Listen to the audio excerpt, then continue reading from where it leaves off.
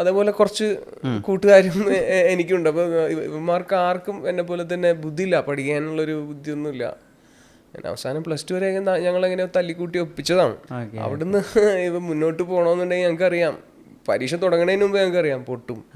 പിന്നെ സ്കൂളിലും അത്ര നല്ല പേരായിരുന്നില്ല, നല്ല പേര് കുരുത്തക്കേട് കാരണം നല്ല പേരായിരുന്നില്ല. ഞങ്ങൾക്ക് ഇന്റേണൽ മാർക്സും ടീച്ചേഴ്സ് തരൂല എന്നുള്ള കാര്യത്തിൽ ഉറപ്പായിരുന്നു. അല്ല, അവർ പറയുകയും ചെയ്തു, നീയൊക്കെ വരൂടാ, നീയൊക്കെ സ്റ്റാഫ് റൂമിൻ്റെ മുമ്പിൽ വന്ന് എൻ്റെ കാല് പിടിക്കും, നീ കണ്ടോ. അപ്പോൾ ഞങ്ങൾക്കറിയാം എന്തായാലും കാല് പിടിക്കേണ്ടി വരും. അപ്പോൾ അതിനു മുമ്പ് ഒരു ചെറിയൊരു ട്രൈ നമ്മുടെ ഒരു ഫ്രണ്ട് പറഞ്ഞ ആളിയാ, ഇത് സംഭവം എന്ന് പറഞ്ഞു കഴിഞ്ഞാൽ ഇത് ഇടിച്ചു തോപ്പിച്ച് ഗ്രേസ് മാർക്ക് വാങ്ങിക്കാം എന്നുള്ളൊരു വിദ്യാബോധമൊന്നും എനിക്ക് ഉണ്ടായിരുന്നില്ല. ഇത് ജയിച്ചു കഴിഞ്ഞു കഴിഞ്ഞാൽ 30 മാർക്ക് എന്തോ ആണ് കിട്ടുക, തോറ്റാൽ 14-12 മാർക്ക് കിട്ടും പാർട്ടിസിപ്പേഷൻ. യാ. അപ്പം ഞാൻ റെസ്ലിങ്ങിനും പേര് കൊടുത്തു. അപ്പം ഞാൻ അവിടുത്തെ റെസ്ലിങ്ങിൽ തോറ്റാൽ അതിനൊരു 15 കിട്ടും, ഒരു 15 കൂടെ വേണമല്ലോ. അപ്പം ഞാൻ ആം റെസ്ലിങ്ങിനും കൂടെ കൊടുത്ത്, അതിന് ടോട്ടലി 2നും കൂടെ തോറ്റാൽ 30 മാർക്കായി. എന്നിട്ട് ഞാൻ 2 വിഭാഗത്തിന് കൊടുത്തിട്ട് ഇതൊക്കെയാണ് പ്ലാനിങ്. ഇങ്ങനെ പ്ലാൻ ചെയ്ത് നിൽക്കുമ്പോഴാണ് Rahman actually he was pretty much interested in boxing. പിന്നെ ഇങ്ങനെ ഒരു പരിപാടി നടക്കുന്നുണ്ട്, ഇതൊക്കെയാണ് മറ്റേ +2 കൊമേഴ്സിലെ പിള്ളേരുടെ പ്ലാനിങ് എന്നൊക്കെ അറിഞ്ഞപ്പോൾ പുള്ളിയും ജോയിൻ ചെയ്ത് പുള്ളി നമ്മുടെ കൂടെ ഓണായി. സ്റ്റേറ്റ് വരെ പുള്ളി എത്തി. പക്ഷെ ഞാൻ ഡിസ്ട്രിക്റ്റിൽ തോറ്റുപോയി. ഞാൻ പറഞ്ഞ പോലെ തന്നെ റെസ്ലിങ്ങിൽ ഞാൻ തോറ്റു. ഇത് ആം റെസ്ലിങ്ങിൽ ജയിച്ചായിരുന്നു. ഞാൻ ഡിസ്ട്രിക്റ്റ് കഴിഞ്ഞിട്ട് ഞാൻ പിന്നെ പോയില്ല, എനിക്ക് താല്പര്യം ഉണ്ടായിരുന്നില്ല. ആവശ്യം നടന്നു, മാർക്ക് കിട്ടി, അതുകൊണ്ട് ഞാൻ ഐ പുൾ ബാക്ക്. ഇപ്പോൾ സ്ക്രിപ്റ്റിങ്ങിന് എത്രത്തോളം ഇൻവോൾവ്ഡ് ആയിട്ടുണ്ടെന്ന് എനിക്കറിയില്ല. ഇല്ല, ഞാൻ അത്ര ഇൻവോൾവ് ആയിരുന്നില്ല. കാരണം ഞാൻ ഇൻവോൾവ് ആവേണ്ട കാര്യം ഇല്ല എന്ന് വെച്ച് കഴിഞ്ഞാൽ ഈക്വലി എന്നെ പോലെ തന്നെ ഈക്വലി ആ സിറ്റുവേഷൻ, ആ മൊമെന്റ് ജീവിച്ചിട്ടുള്ള വ്യക്തിയാണ് റഹ്മാൻ.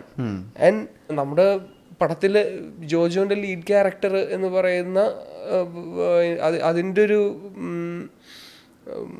ആ ക്യാരക്ടറിന്റെ മേക്കിംഗ് എന്ന് പറയുന്നത് he has adopted things from his life itself, like from his teenage ക്യാരക്ടറിന്റെ സ്വഭാവം. എനിക്കും തോന്നി കൂടുതൽ അയാളെ അതിൽ കൺഫ്യൂസ് ചെയ്യേണ്ട കാര്യമില്ല. ഞാനിപ്പോൾ എന്താണ് പറയാൻ പോകുന്നത് എന്ന് അയാൾക്ക് ആക്ച്വലി അറിയാം. പക്ഷെ ഞങ്ങൾ ഒരുമിച്ചായിരുന്നു അതിൻ്റെ ഇടയിൽ. നെസ്ലിൻ ലവ് ബോയ് ഒക്കെ ആയിട്ടാണ് ആക്ട് ചെയ്യുന്ന സമയത്ത് മൾട്ടിപ്പിൾ ക്രഷസ് ഒക്കെ ഉണ്ടാവുന്ന ഒരാൾ അത് അങ്ങനെ പെർഫോം ചെയ്ത് നിൽക്കുന്ന സമയത്ത് ഇപ്പോൾ ചൈൽഡ്ഹുഡോ ടീനേജ് ഓർമ്മ വന്ന സന്ദർഭങ്ങളുണ്ടോ? എനിക്ക് റഹ്മാനെ പലതവണ ഇങ്ങനെ റിസംബിൾ ചെയ്യായിരുന്നു.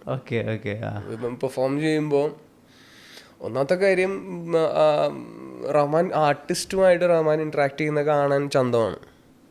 The way he interact and explain his stuff to his actors, അത് ഭയങ്കര ചന്തമാണ് അത് കാണാൻ. അത് വർക്ക് ചെയ്യാൻ ചെല്ലുമ്പോൾ ഞാനൊരു 3-4 ദിവസം കഴിഞ്ഞിട്ടാണ് ആ പടത്തിൽ ജോയിൻ ചെയ്യുന്നത്.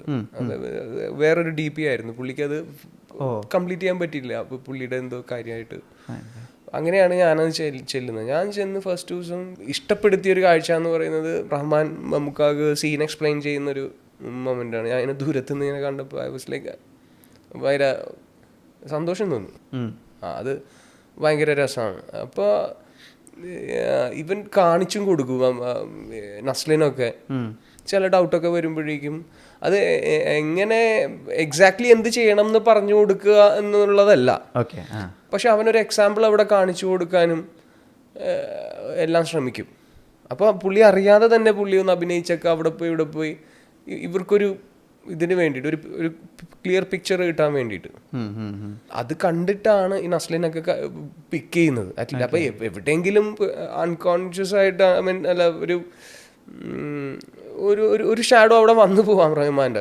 അപ്പോൾ എനിക്കത് റിസംബിൾ ചെയ്യാറുണ്ട് ഇടയ്ക്ക്. എന്ന് വെച്ച് കഴിഞ്ഞാൽ പിന്നെ അവൻ്റെ ലൈഫിലെ സീൻസ് അല്ലേ അവൻ സിനിമയിൽ ആക്കുന്നത്. ഒരു പയ്യൻ അവനെ പോലെ തന്നെ ഒരു ഏകദേശം അതുപോലെയൊക്കെ തന്നെ ഇരിക്കുന്ന ഒരു പയ്യൻ പെർഫോം ചെയ്യണം. And it was fun. Work ചെയ്ത 3 പടങ്ങൾ, അതിൽ 3 കോൺവെർസേഷൻ സീൻസ് ചോദിക്കണം. അപ്പം ഇതെങ്ങനെയായിരിക്കും കാലത്ത് എക്സ്പ്ലെയിൻ ചെയ്തെന്ന് ഓർമ്മയുണ്ടെങ്കിൽ പറയണേ. ഇപ്പം ബിജു മേനോൻ ചേട്ടൻ അപ്പുറത്ത് കരമന ജനാർദ്ദൻ്റെ മകൻ അദ്ദേഹമായിട്ട് ഈ അദ്ദേഹത്തിൻ്റെ ലവ് റിലേഷൻഷിപ്പിനെ പറ്റിയിട്ട് പറയുന്ന ഫ്ലാഷ് ബാക്ക് സീൻ പറയുന്നൊരു കാര്യമുണ്ട്. അവൾ എന്തിനാണ് കെട്ടിപ്പിടിച്ചത് എനിക്കിപ്പോഴും അറിയില്ല എന്ന് പറഞ്ഞാൽ രണ്ടുപേരും ചായക്ക് കുടിച്ച് പറയുന്നൊരു സീനുണ്ട്. അപ്പം അതിന് കാര്യത്തിൽ എങ്ങനെയായിരുന്നു അവരെ ബ്രീഫ് ചെയ്തതെന്ന് ഓർമ്മയുണ്ടോ? ആ പടം ഒരു like 40 something days, 45 close to 50 days എന്തോ ഷൂട്ട് ചെയ്തായിരുന്നു. ആ സീനൊക്കെ സംഭവിക്കുന്നതെന്ന് പറഞ്ഞു കഴിഞ്ഞാൽ പടം തുടങ്ങി ഏകദേശം ഒരു മാസമൊക്കെ ആയി. അതുകൊണ്ട് തന്നെ ബിജു ചേട്ടനൊക്കെ വളരെ ത്രൂ ആയി ആ ക്യാരക്ടറിൽ. ബൈ ദ ടൈം പുള്ളി ഇങ്ങനെ ഫൈനായി പുള്ളി അത് പെർഫെക്ഷനിലേക്ക് ഇങ്ങനെ എത്തിക്കുന്നൊരു ലെവലിലേക്ക് എത്തി. അതുകൊണ്ട് തന്നെ ആ ഒരു സ്റ്റേറ്റിലേക്ക് എത്തിയപ്പോഴേക്കും പുള്ളി വായിച്ചു കഴിഞ്ഞാൽ പുള്ളിക്ക് കിട്ടും. എൻ്റെ റഹ്മാന്റെ പണി അവിടെ കുറഞ്ഞു കിട്ടി. But initially it was tough. എന്ന് വെച്ചാൽ റഹ്മാൻ ഒരുപാട് ടേക്ക് പോകുന്ന ഒരു ഡയറക്ടറാണ്. അവൻ തൃപ്തിയാവുന്നവരെ അവൻ പോവും. ചിലപ്പോൾ ഫസ്റ്റ് ഷോട്ട് ആയിരിക്കും യൂസ് ചെയ്യുക, ബട്ട് അത് പുള്ളി അതിനെ വിട്ട് പറഞ്ഞിട്ടില്ല. എന്താണ് ഞാൻ ചോദിക്കുന്നത് എന്തിനാണ്, അല്ലാതെ കൂടുതൽ അങ്ങനെ പുള്ളി എക്സ്പ്ലെയിൻ ചെയ്യാറില്ല. ആ പടത്തിൽ തന്നെ സീനിൽ അങ്ങനെ കോമഡി ആയിട്ടൊന്നും നടക്കുന്നില്ല. ആക്ടേഴ്സ് ഭയങ്കര സീരിയസ് ആയിട്ട് തന്നെയാണ് സീനിനെ പെർഫോം ചെയ്യുന്നത്. ഇപ്പം അല്ലി അമ്പൽ കടവിലെന്ന് അരക്ക് വെള്ളം എന്ന് ബിജു മേനോൻ പാടുന്നത് വളരെ സത്യസന്ധതയായിട്ട്, അയാൾ നല്ല പാട്ടുകാരനാന്നുള്ള രീതിയിലാണ് പാടുന്നത്. അപ്പുറത്ത് മറ്റേ ആസിഫിക്കയുടെ ഒരു റിയാക്ഷൻ ഉണ്ട്, അനിയത്തിയുടെ ഒരു റിയാക്ഷൻ ഉണ്ട്. അത് കഴിഞ്ഞിട്ട് ആശ്ചര്യത്തിൽ പറയുന്നുണ്ട് ദാസേട്ടൻ പാടുന്ന പോലെ തന്നെ ഉണ്ട് എന്നുള്ളത്. ആ സീനായിരുന്നു ടീസറായിട്ട് വന്നിട്ടുണ്ടായിരുന്നത്. അത് ഷൂട്ട് ചെയ്യുമ്പോൾ അപ്പം അങ്ങനെ മലയാള സിനിമ ആ ടൈപ്പ് ഓഫ് ഹ്യൂമറിലേക്ക് ഇങ്ങനെ വന്ന് തുടങ്ങിയിട്ടുള്ളൂ 16-ൽ. അത് പക്ഷെ ഭയങ്കര തിയേറ്റർ മൊമെന്റായിരുന്നു, ഭയങ്കര ചിരിയായിരുന്നു തിയേറ്ററിൽ. അത് വർക്ക് ചെയ്യുന്ന സമയത്ത് എന്തൊക്കെയായിരുന്നു പരസ്പരം ഉണ്ടായിരുന്ന കോൺവെർസേഷൻസ് ഓർമ്മയുണ്ടോ? യെസ്, എനിക്ക് ആ സീനൊക്കെ ഷൂട്ട് ചെയ്യുന്നത് എനിക്ക് ഇപ്പോഴും ഓർമ്മയുണ്ട്. അതൊക്കെ വെരി ഇനീഷ്യൽ ഡേയ്സ് ആണ്, ഷൂട്ടിന്റെ വെരി ഇനീഷ്യൽ ഡേയ്സ് ആണ്. റഹ്മാൻ സ്ട്രഗിൾ ചെയ്യുന്ന ദിവസങ്ങളാണ്. സമയം എടുത്ത് തന്നെയാണ് ഷൂട്ട് ചെയ്തത്. ഇറ്റ്സ് ഓൾ അതിന്റെ ക്രെഡിറ്റും അവന് തന്നെ കൊടുക്കേണ്ടി വരും. How sure we were while doing that.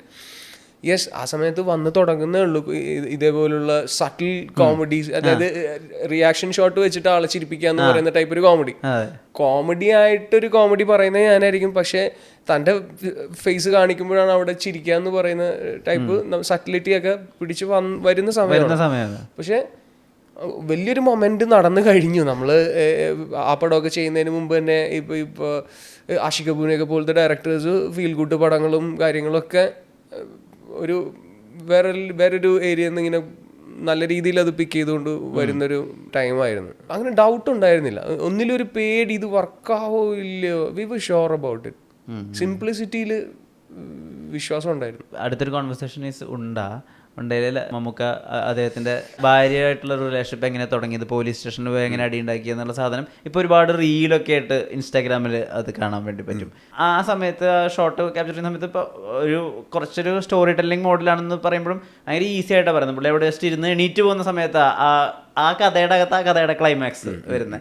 ആ സമയത്ത് അങ്ങനെ ഒരു ബ്രീഫിംഗ് നടന്നതായിട്ട് അപ്പോൾ ഉണ്ടാവും. റഹ്മാന്റെ ബ്രീഫിംഗ് എന്ന് പറയുന്നത് ഇറ്റ്സ് എ ബിഗ് ബ്രീഫിംഗ്.